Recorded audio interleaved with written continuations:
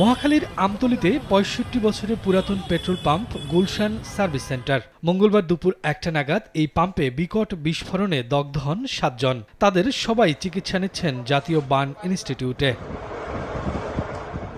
পাম্পে ক্যালিব্রেশনের কাজ করছিল ওয়ার্ল্ড টেকনোলজিস নামের একটি প্রতিষ্ঠানের কর্মীরা। পাম্প ম্যানেজারের দাবি, তাদের অদক্ষতার কারণেই বিস্ফোরণ ঘটে। ফায়ার হয়ে গেছে, এখানে কোনো এডিশনাল লুজ তেল কোনো কিছুই ছিল না, ভাসমান ছিল, ভাসমান ফায়ার। ওদের অসাবধানতা ছিল, যেখানে কত ঘন্টা পরে এই প্লাগটা দেওয়া উচিত ছিল, এই কমন সেন্সটা তাদের তৈরি হয় নাই।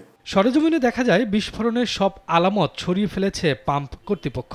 সিসি ক্যামেরা ফুটেজ চাইলে সাংবাদিকদের সাথে শুরু করে টালবাহানা।